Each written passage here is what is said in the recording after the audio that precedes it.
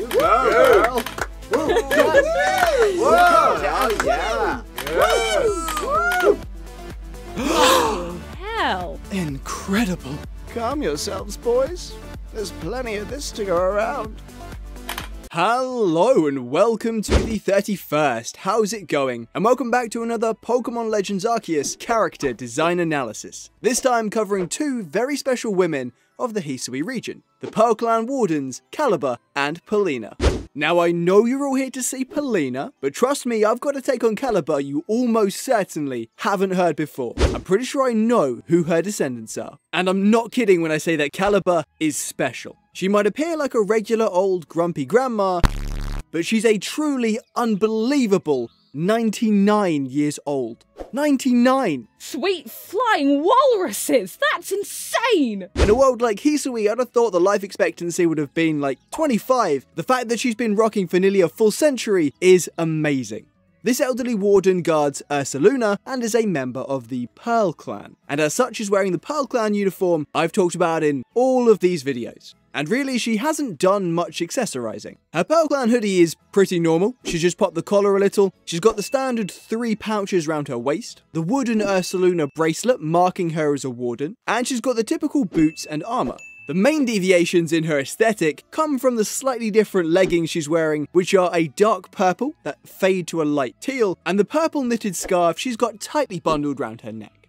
She's old. What do you expect? The most obvious thing about her design though is the basket of plants she's carrying on her back. Inside is what looks to be some hearty grains and sootfoot roots.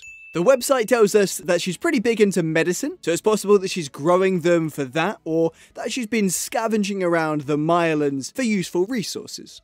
Physically, Calaba is very short. Tiny in fact. But again, at 99, you'd expect her to have shrunk a little. She's pretty tanned with grey hair and small patches of pale green that still cling to the edges of her locks. Furthermore, she has tired but stern-looking blue eyes, a birthmark or liver spot under the left one, and realistically, an impressively limited amount of wrinkles given her age. For someone who's almost old enough to get a letter from our great and glorious queen, she's looking fantastic. Calaba's name comes from the calabash plant, also known as a bottle gourd or long melon. Melon. Where have I heard about melons and gourds before? That's right. Calaba isn't the first character in Pokemon to be named after a member of the family Cucurbitaceae. Just last generation, we were introduced to a family of melon people who bear a striking resemblance to our elderly heroine. And I mean, just look at them all. Both Melanie and Gordy have the same type of hair coloration as Calaba, with blue and yellow tips respectively, blue and yellow which when combined make green. And if we look at the concept art for the Gala gym leaders, we see that Gordy's natural hair is round with a strand parting to the left, just like Calaba's, and that Melanie's other unnamed children all share this similar hairstyle. Plus, Melanie herself has clearly inherited Calaba's impressive age resistance, given that she's at least in her 50s, if not older, and only has the slightest sign of aging. Finally, the Pokemon Legends Arceus website describes how stubborn Calaba is. And stubbornness is really the defining characteristic of Melanie and Gordy's tense but loving relationship. To learn more about that, check out this video. The more I look at them, the more confident I get that they are Calaba's descendants. That said, I'm not sure whether Calaba mentions having any children, and it's a little late for her to start now. But I know that Calaba isn't who you came here to see, so let's have a look at Hisui's best girl, Palina.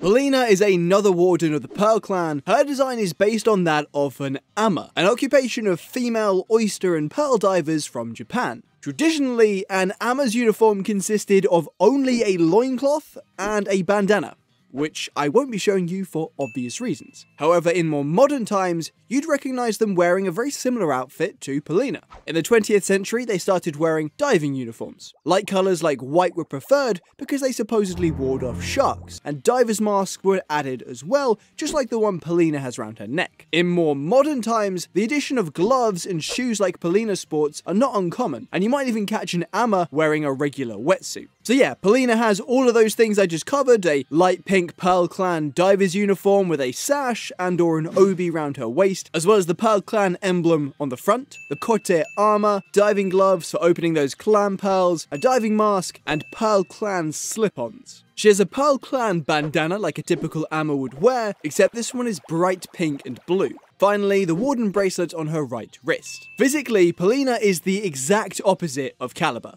Tall. Real tall. She's got curly, almost shoulder-length red hair and stunning purple eyes. Despite her very Japanese aesthetic, she gives off more sweet southern lady vibes, and some of her dialogue even has that southern twang to it. Palina is a super interesting character in Pokemon Legends Arceus because of her connection to the Diamond Clan Warden, Isken, who once saved her life and has since become her lover. The two of them are in a secret romantic relationship, which leads me on to their possible descendant. In the character design analysis for Isken, I posited that Marlin could be a potential descendant of Isken's given their similar appearance and love of water Pokemon, but that his skin colour did potentially pose a hole in that idea.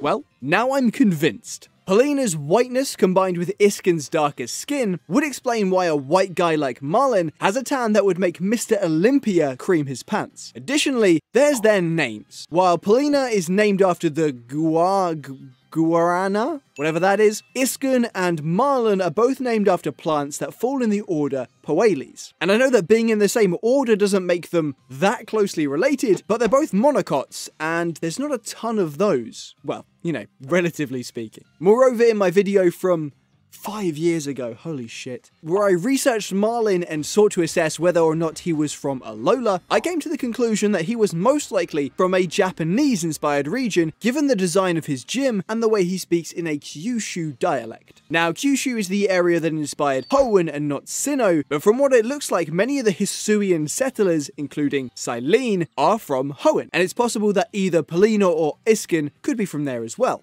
But that's it. You know, all things considered, I think that both of these characters, Calaba and Palina, are remarkable, and this video has given me a new appreciation for their brilliance. So I hope it's done the same for you.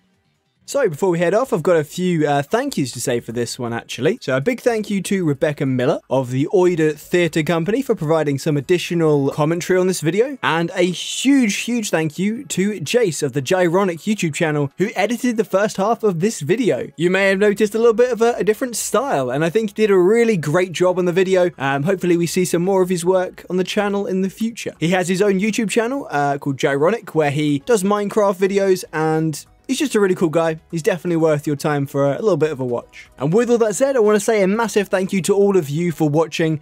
I do hope you enjoyed the video. There is plenty more of this kind of content. Just have a look at the playlist below, and take care everyone. Like and subscribe. Stay safe.